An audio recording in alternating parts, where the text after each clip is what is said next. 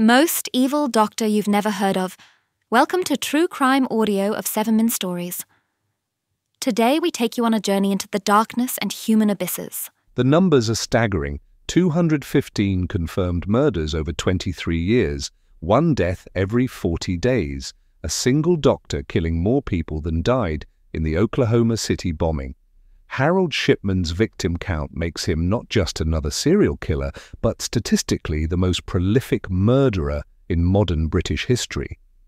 But these aren't just statistics. They were mothers, grandmothers, and fathers whose lives were cut short by lethal injections administered by the very doctor they trusted with their care. Most disturbing of all, the true number may be far higher, as investigators suspect up to 260 patients fell victim to this medical monster. How could one man kill so many for so long without detection?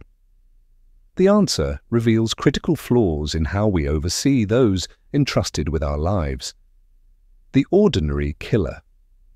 Harold Shipman presented the perfect image of a dedicated family doctor.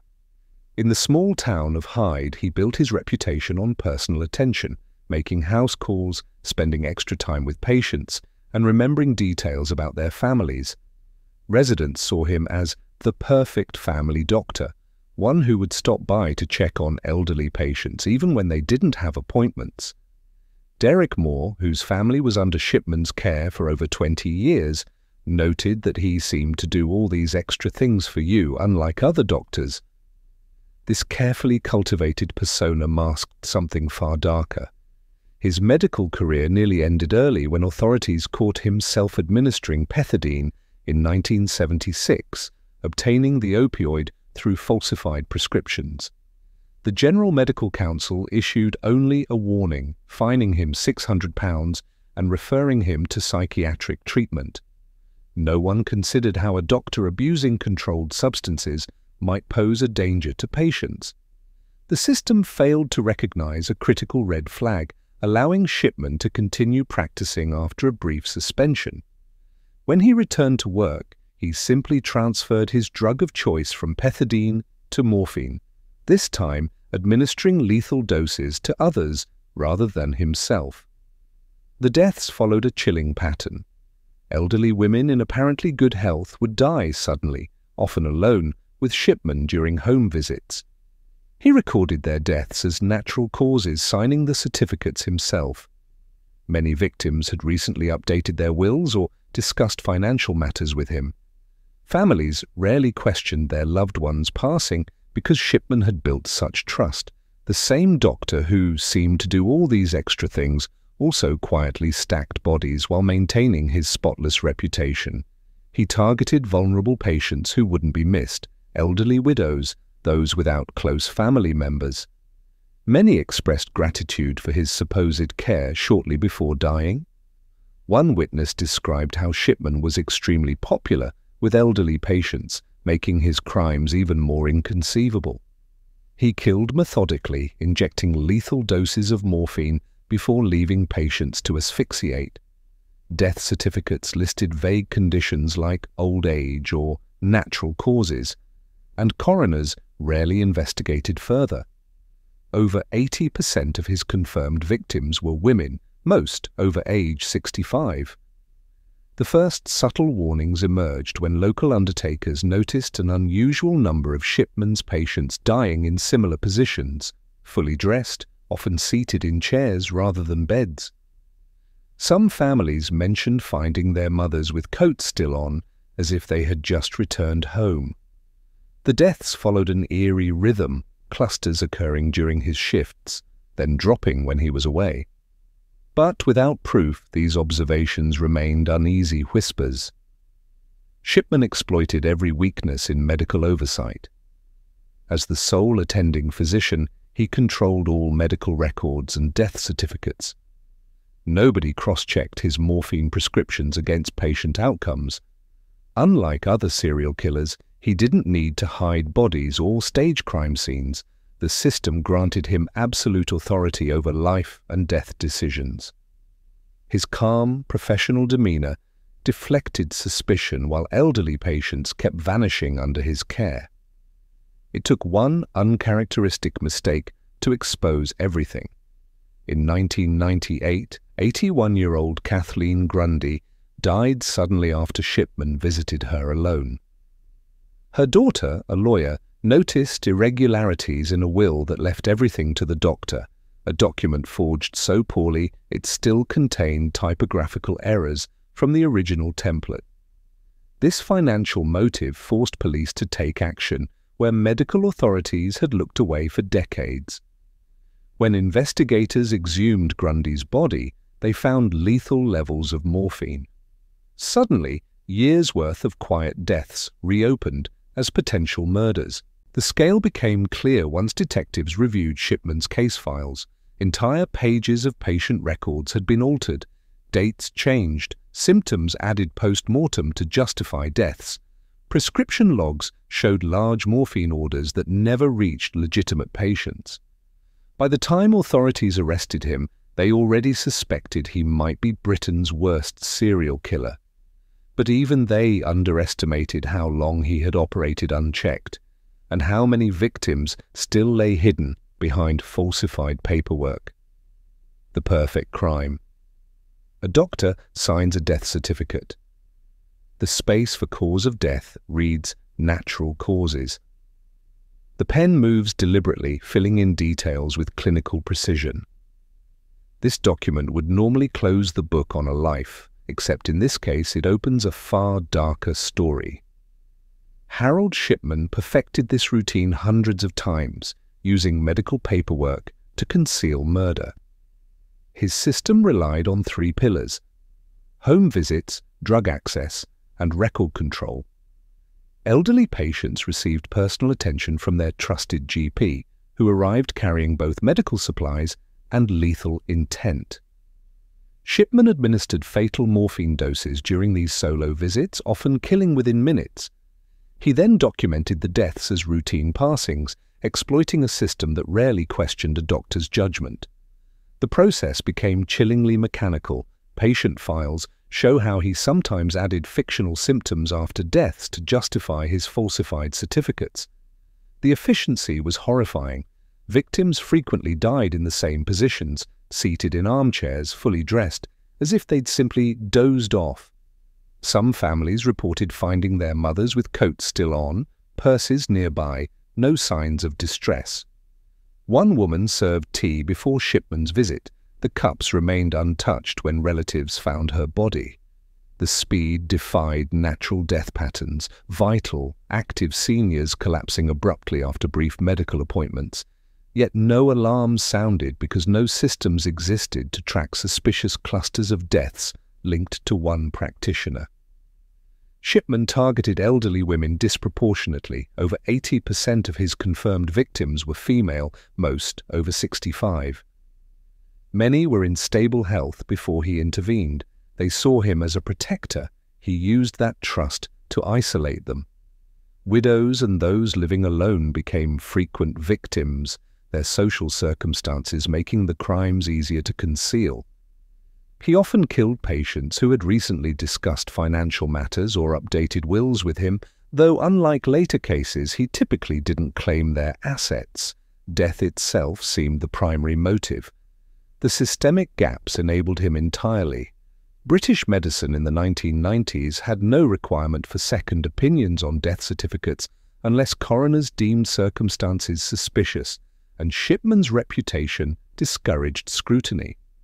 Morphine tracking was equally lax. He ordered large quantities under the guise of hospice care, then diverted it for murder. Cremations, which he frequently arranged, destroyed evidence. Every safeguard failed. Fellow doctors didn't review his work, pharmacies didn't audit his drug orders, and coroners accepted his paperwork without question. An undertaker first noticed anomalies. The volume of Shipman's patients dying unnaturally fast, often the same day he visited, stood out against normal mortality patterns. Bodies arrived at the funeral home with unusual consistency in their positioning and state of dress. When the undertaker shared concerns with a local doctor, Initial police inquiries went nowhere. Challenging a respected physician required more than circumstantial observations. Shipman's control over records brought years of impunity. He altered medical files post-mortem, adding false symptoms like severe chest pain to explain sudden deaths. Prescription logs showed morphine supplies far exceeding his palliative patients' needs. The death certificates he authored created an official paper trail that discouraged deeper investigation. For 23 years, this web of falsified documentation turned murder into mundane bureaucracy. The system might never have caught him if not for an uncharacteristic mistake. In 1998, Shipman forged a will for victim Kathleen Grundy that stated, "I give all my estate, money, and house to my doctor. My family are not in need, and I want to reward him for all the care he has given me and the people of Hyde." The clumsy document contained typographical errors from the original template he'd copied. Grundy's daughter, a lawyer, recognized the irregularities immediately. This rare financial motive and sloppy paper trail finally gave investigators the opening they needed. Until that moment, Shipman's system had been virtually flawless. The perfect crimes only fell apart when greed made him careless. The Unraveling. Kathleen Grundy's death certificate read like dozens of others Shipman had signed. Natural causes, old age. But when her daughter, Angela Woodruff, a solicitor, received a copy of her mother's newly altered will, something felt immediately wrong. The document left Grundy's entire £386,000 estate to Shipman, stating her family are not in need, and she wanted to reward her doctor. For Woodruff, the phrasing itself raised alarms. The will contained telltale errors, including visible correction fluid and duplicated numbers from a boilerplate legal form. Most damningly, Grundy had never discussed changing her will and had in fact updated it just 2 years earlier to benefit her grandchildren. Shipman had gotten sloppy. Unlike his earlier victims, where murder appeared to be its own reward, Grundy's death came with a financial incentive. He visited her alone on June 24, 1998, administering a lethal morphine dose. When she was found dead later that day, he certified the death as natural causes. The forged will arrived at Woodruff's law office just 48 hours later. As a legal professional, Woodruff recognized the document's irregularities immediately. Where others might have dismissed their suspicions, she contacted police that same day. Detectives faced an unprecedented challenge. Investigating a doctor required navigating medical privacy laws and institutional skepticism. Shipman had operated unchecked for decades, with colleagues describing him as punctilious about paperwork. Police quietly began reviewing Grundy's case while avoiding tipping off Shipman. They exhumed her body on August 1, 1998, an extreme measure rarely taken without compelling evidence. Toxicology reports showed lethal levels of morphine, though Grundy had no medical conditions requiring pain medication. The drug's presence confirmed what Woodruff suspected: her mother had been murdered. With this evidence, investigators expanded their scope. They combed through Shipman's patient records, death certificates, and prescription orders, finding alarming patterns. His morphine requisitions far exceeded his palliative care patients' needs. Many elderly women had died suddenly under his care, often fully dressed in chairs rather than beds. Some files showed suspicious post-mortem additions, documenting symptoms the patients never exhibited while alive. The deeper authorities looked, the more the scale became apparent. Shipman hadn't just killed Grundy, he'd been killing patients systematically for years. Police arrested Shipman on September 7, 1998. Forensic accountants traced the will forgery directly to his computer, where they found the original template with identical typos. As detectives interviewed families and reviewed medical files, the list of suspected victims grew from 15 to dozens, then into the hundreds. The volume of evidence became overwhelming. Altered records, overprescribed drugs, and, most damningly, a clear pattern linking Shipman's appointments to unexpected deaths. At trial in October 1999, prosecutors focused on 15 representative murders they could prove beyond doubt, all elderly patients who died shortly after Shipman visited them alone. The jury saw through his calm demeanor, convicting him on all counts within 6 days. He received 15 life sentences. Recognizing the immense toll of retrying hundreds of potential cases, authorities decided against further prosecutions, not because they doubted his guilt, but because the public record already clearly established it. The conviction marked just the beginning of understanding Shipman's crimes. The man who'd presented himself as Hyde's model doctor had exploited every vulnerability in the medical system. His meticulous falsification of death certificates became a blueprint for how not to oversee medical professionals. Yet even as the justice system accounted for his proven murders, the full scope of his killing remained uncertain. Some cases couldn't be definitively proved, others never came to light at all. The investigation that began with a forged will had exposed Britain's worst serial killer. But it would take years more to grasp exactly how many lives he'd taken, the shadow of doubt. The official count stands at 215 confirmed murders, one every 6 weeks for over 2 decades. Another 45 cases remain strongly suspected. But when Dame Janet Smith's inquiry team began combing through medical records in 2001, they discovered a disturbing trend. Mortality rates in Shipman's practice areas spiked dramatically during his working hours, then dropped when he took vacation. This wasn't mere coincidence, it was a statistical footprint of murder. The inquiry's analysis suggested the true victim count could exceed 260, with some peripheral cases impossible to prove as the bodies had been cremated. Dame Janet's team interviewed over 2,500 witnesses and examined 887 death certificates. They created a methodology to identify potential victims by flagging patients who died alone with Shipman, showed no prior terminal illness, and had their death certificates completed unusually quickly. These criteria revealed clusters of suspicious deaths dating back to Shipman's earliest medical post in 1974. Families who once believed their elderly relatives passed naturally now faced gut-wrenching doubts. As Derek Moore, whose family had trusted Shipman for 20 years, noted, he seemed to go above and beyond for his patients. This very trust made the betrayal more devastating. The inquiry exposed systemic failures at every level. The General Medical Council ignored early red flags about Shipman's drug addiction in 1976, issuing only a fine. Coroners routinely accepted his death certificates without question, even for healthy patients. Pharmacies dispensed massive morphine orders without verifying patient needs. Shipman exploited each loophole. He altered medical records post-mortem, listed vague causes like old age for sudden deaths, and maintained sole control over patient files. The system assumed doctors wouldn't murder, creating what Dame Janet called a perfect environment for a serial killer.